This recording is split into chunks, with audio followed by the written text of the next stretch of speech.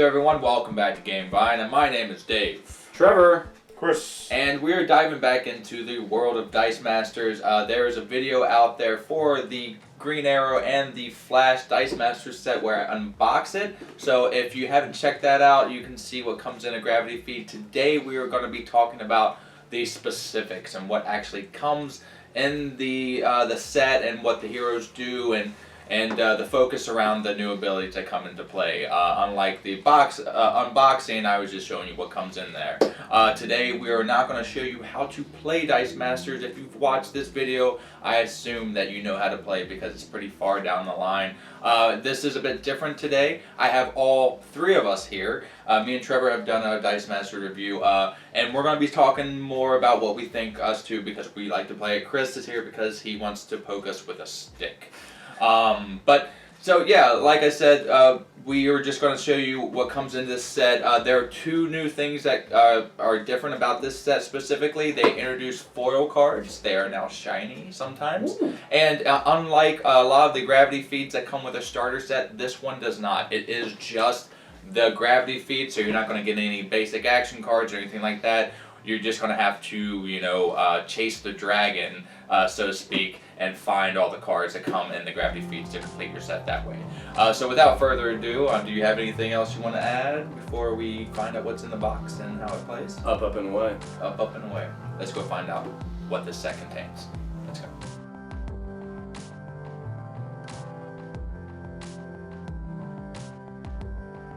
Alright, so these are the dice that come in this set. As you can see, there are a lot of kind of greens and yellows, which I'm not complaining because I like green, but other than that, they do have a array of colors, a lot of oranges, greens, some blues, and some purples and whatnot. But overall, pretty good set. They stuck with doing more translucent dice, some pearlescent dice, a little bit of everything. I go over my favorite. This one here is my super rare. We'll get into that a little later. This one is Zatanna. I like her pearlescent kind of dice. The one here, this is my favorite. I guess dice that has green in it. This is Powering, his silhouette. I don't know why I like it. It's just pretty cool. And this one here has sparkles in it. I like the glitter. I don't know why, but I do. So that is a pretty cool dice. I like that. And this one here solely, I like the color is nice, but this is Gorilla Grodd, and it's a banana. I mean, that's pretty neat, right? All right, so those are the dice. Now let's go into the cards. All right, so before I show off the cards, I'm going to show the foils off. Essentially, you can get foils in any rarity, common, rare. They are the same thing. They just are shiny. And you also see a silhouette on the middle of the background here of what they have on their dice. So that is the only difference.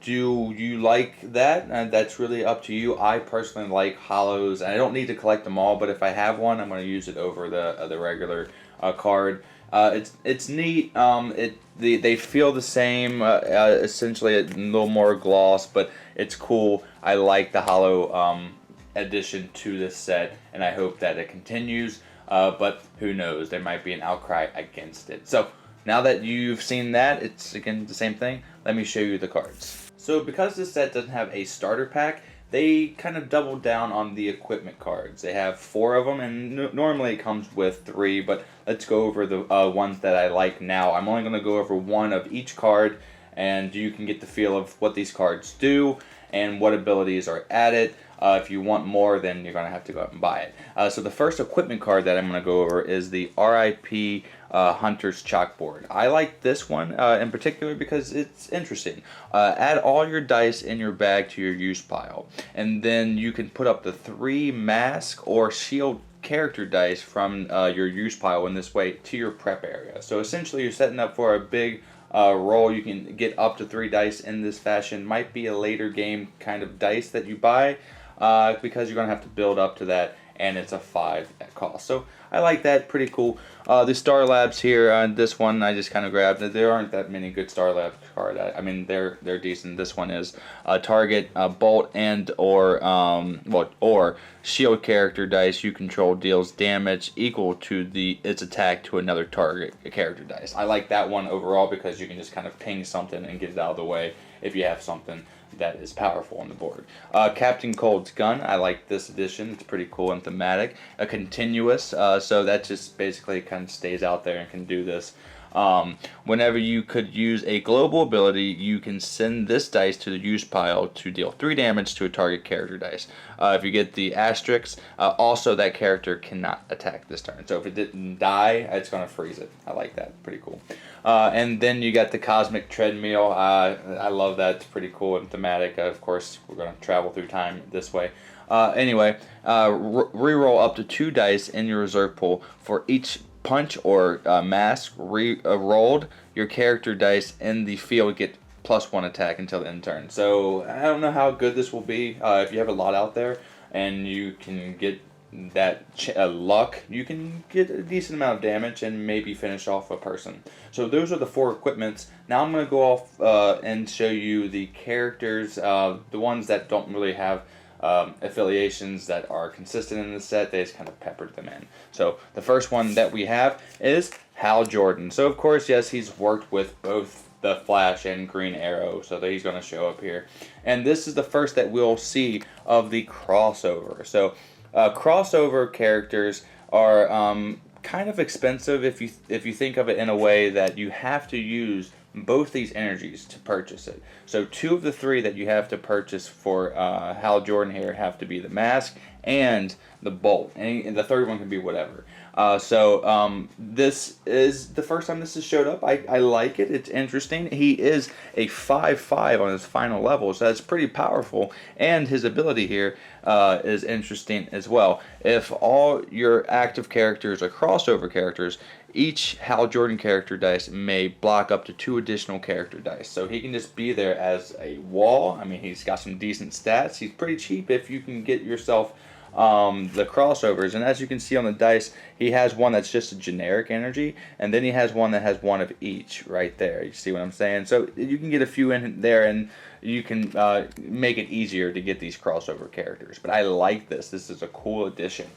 So the next one that we have here is, again, Hal Jordan, and I put this one out here because he's just 2. If you can get the Bolt and Mask, you can get a 5/5 out there relatively easy. It's 2 at the field cost, but, you know, whatever. So we have a magic character come into play here. That's what that symbol is. And this is Zatanna. Now, there's Impulse and there's Cross Pulse. Which this is what she has on it, her right there, Cross Pulse, and basically it just means when you purchase her, and Impulse is basically when you purchase the dice, the ability will go off. Cross Pulse is when you purchase the cross over characters. So hers is when you purchase this die, add up to 2 sidekicks from your use pile to your prep area. So you can get those sidekicks back and you can get a big roll going. So she is a 3/3 and 4 to cost. I don't know if I would ever use her. She's kind of expensive, a little bit for too much for my blood. So Batgirl comes in here. She's a Bat affiliation. When Batgirl is active, your opponent may not target your mask character dice with global abilities. She is a 4/3 at her final level. I'm not too crazy about her, though her dice are pretty cool.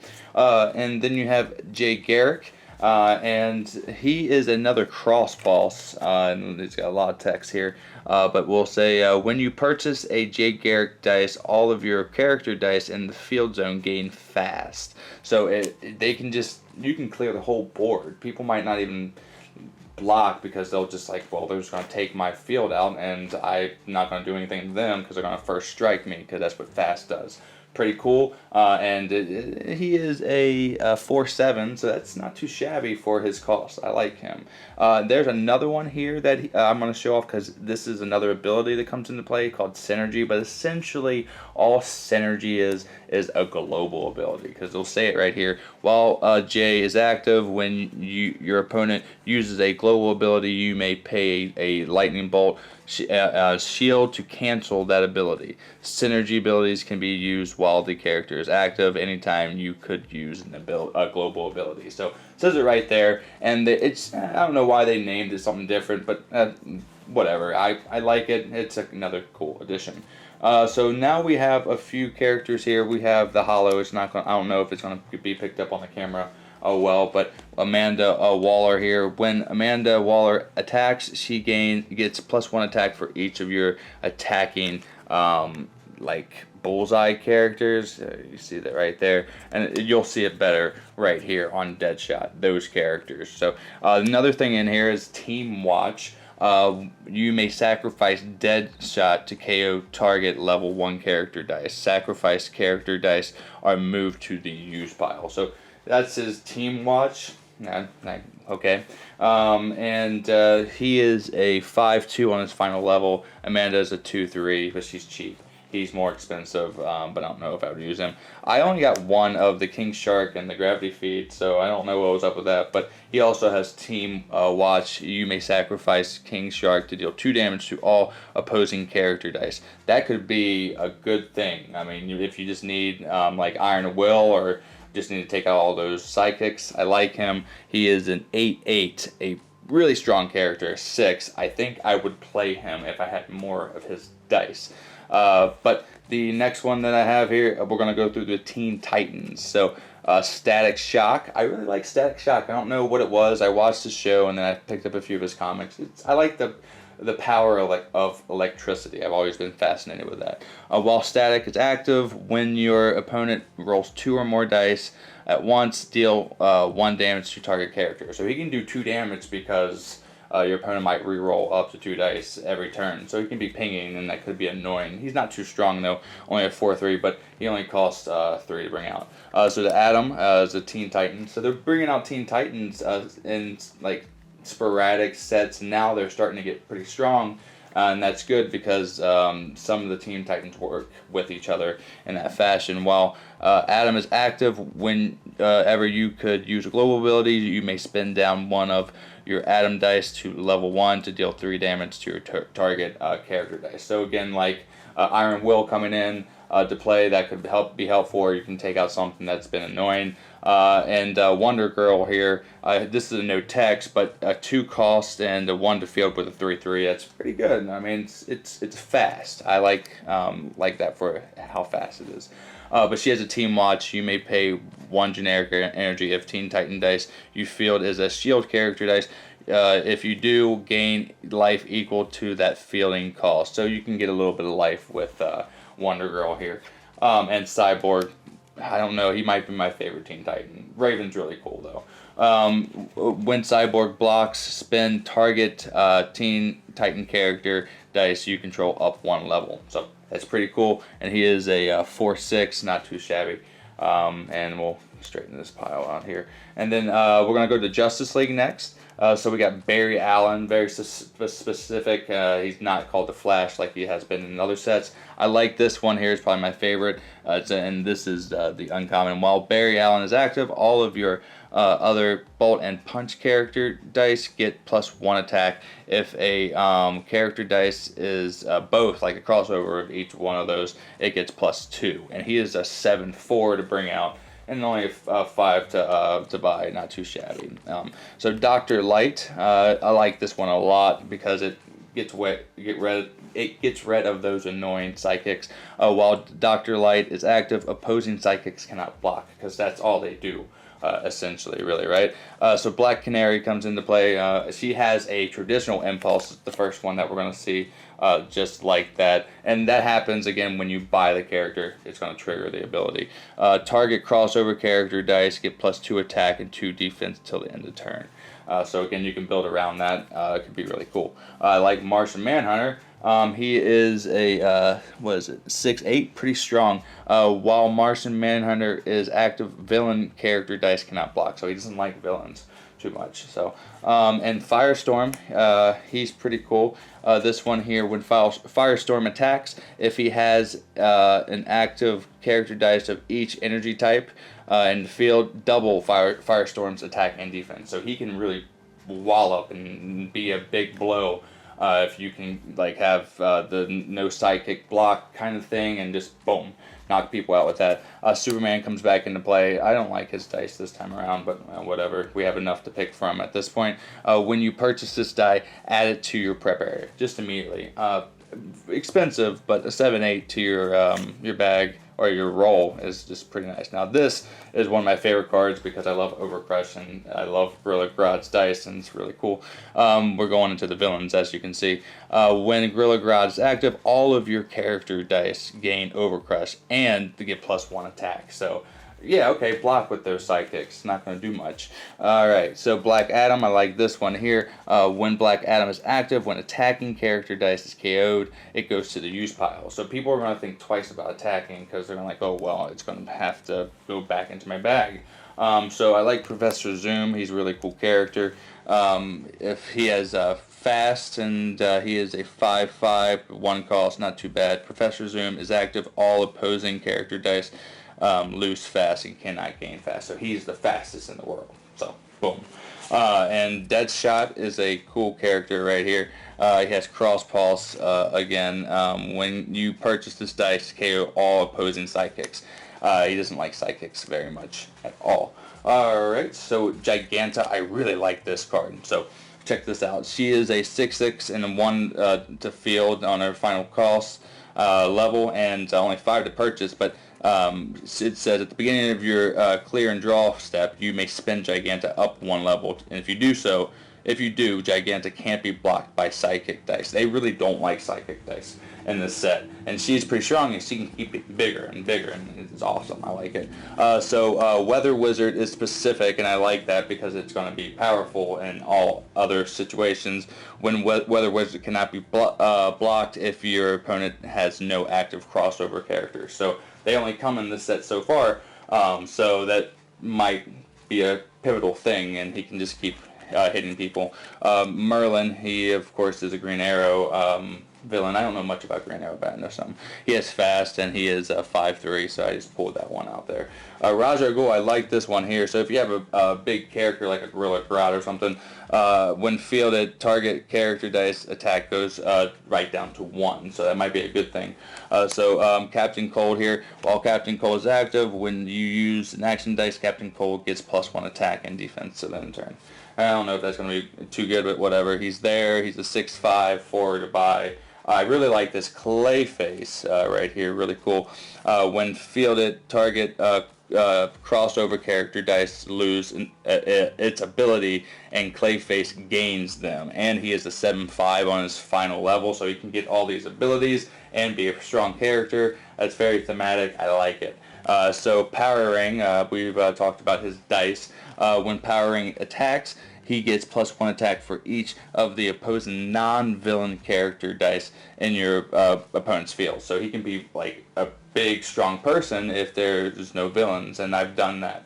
Because some people don't play, if they don't have one villain in there, or all villains, they won't even have one. So you might get away with a lot there. So this one here is really interesting. Killer Frost. She has Intimidate, but Killer Frost can only use Intimidate on non-villain characters with the purchase cost of 5 or greater. Very specific. And okay, why have Intimidate? But it might come into play. But she's a 3/4. I like her dice though. I guess that makes up for it. Alright, so we're going to go into the Arrow characters here. Speedy, she has fast. She is a 5/1. It's good that she has fast because she would get knocked out otherwise pretty fast. But that's why I think that pairs well with her. And then we have Felicity. She, when fielded, you may change one of your Psychic character dice to a question mark. That might be good if you just need that one more energy and you're like, I don't need Psychics right now. And she can help you do that. So Diggle, he comes into play. He's okay. When Diggle, it's so hard to read sometimes, sorry, with that hollow. When Diggle is active, you may spin shields as question marks. I like that because, I mean, it's another way of getting random stuff. So Green Arrow, he comes into play finally. There he is. While Green Arrow is active, when you field a mask or shield character dice, Green Arrow gets +2. But if it's both a crossover, he gets +4. And he is a 7/3. He can become an 11/3. 6. It's not too bad. I like that actually quite a bit. That's a good card. So Roy Harper comes into play. His dice are ugly. It just looks like somebody took a poop on it and just left it there. When fielded, you may pay X energy to spin up X target Green Arrow character 1 level, including this one. So he can just kind of buff people up there to the final level pretty fast, and you could focus on that for like 2 turns once you get everybody up to that point. Alright, so I got 2 super rares. This one here is Katana. She has Impulse, and when you purchase a Katana dice, if you spent at least 1 question mark, you may immediately field her at level 1 for free. So all the hollows from this point, if they're gonna, I mean, all the super rares, I'm sorry, if they're gonna be hollows in the set, I think they are holographic as a default. And she's pretty cool. That's a pretty cool ability. She's a 3/2, so she can just keep, if you buy a lot of her. And Wonder Woman, she is insane. She has all 4 of the energies, so she's only a 4 to bring out, but you have to have all 4 of them to hit. So I don't know how easy that is. I haven't played with her, but her ability is you may not use question mark to get one of these, by the way. And she has an Impulse. When you purchase Wonder Woman, you may KO a target villain character. So she's a white lantern. Of course, she's going to be good, and she's just going to, if you're playing against villains, you can just flat out kill them. But again, it might be hard for her to bring out. She is a 5/6, so I mean, not too shabby, but you only can get 1 of her because she's a super rare. So those are all the cards and all the new abilities, the cross over and cross pulse and impulse and synergy and all that kind of stuff. And I think it's pretty interesting, but let's talk about what we think a little more about that right now. Okay, let's go. So that was the Green Arrow and Flash sets. And as we always do, we put these expansions in games and we put them through the gauntlet and we give them grades to make us feel so much better about ourselves. I'm going to settle on a 94%, which is a strong A for me personally. I think this is it's the 3rd DC set to come out, and that's where it lies for me on the list and my favorites. Of course, Justice League is my very favorite out of the DC, and then Green Lantern sits in the middle there, which is ironic because I love Green Lantern. But this one is good. I love the Flash. I think he's a great character. I love speed. I love time travel, and it really falls into what I like. And Green Arrow is okay, but I can give or take Oliver Queen. He can be there or not, and I wouldn't really care either way. But I do like some of the abilities that they brought in, like Impulse, and then they still have other stuff that they brought in from the other sets, like Fast, that hits the characters first and doesn't take any damage if they, assuming they beat them. And Impulse is cool because when the dice get purchased, you immediately do their abilities. But Crossover, I think, of course, is one of the, not really game changers, but I think an innovative thing to add to this expansive world. I mean, at this point, there's so much of Dice Masters, it's hard to really do anything different. And I think Impulse was a good thing to come in, and I think Crossover really did kind of add a little flavor to it. The scales tweaked for them to be a little more powerful because, so to speak, they are more expensive because you have to have those energies. But I do like the characters they picked. There were some repeats. The Flash has been in a few sets, but it's Barry Allen because they focus on different other Flash characters. I don't know if West is in here. Yeah, I don't know. I don't think he is. But they did have a good array of dice. I love that. The abilities are pretty cool and unique. What do I think about it not having a starter set? That's fine. I mean, it's no big deal. It's all collectible in some way, shape, or fashion. But for me, I'm going to go out and buy it, and it just saves me another $20 instead of going out and buy the starter set. But I think that this is pretty cool. Dice Masters are venturing out doing like different things, like self-contained sets and just gravity feeds, and then the dual pack with the starter set. I think it's really cool. Again, this set is something I really do recommend. I like it, and if you like the Flash and the Green Arrow, you're going to be happy with the selection of characters. There, of course, some of them are not related. They're just in there just to kind of fill space, but most of it does focus on that theme. I like it quite a bit. So that's my point of view. Trevor, we're going to see what you thought. This is the second set that you've played, right? Yeah. I really enjoyed it. I'm kind of giving you an outsider's take because I don't play this game regularly. I play it with Dave to kind of give you guys some feedback, give you an alternative viewpoint. Since I don't play this regularly, I always kind of have to refamiliarize myself with the rules and kind of the way that the game meshes together and stuff like that. I really enjoyed it. I got smoked. I put up a little bit of a resistance. And I actually feel like if I would have just tweaked a couple of the cards in the most recent game that I played with Dave, I would have actually had a decent little setup. You brought me down to 6. Yeah, I mean, I was running like a really cheap hero run, and then I had like pretty much only like one, maybe 2 big heroes that I could come after you with, big dice. He got me low pretty quick, kind of to a point where I was playing defense a lot. But I really enjoy the game. I'm kind of with him. I really like the character of Flash, especially Barry Allen. Really have a strong tie to Barry. I agree, and it's not anything I have against Green Arrow, but it's just not. He's not one of my favorite DC characters.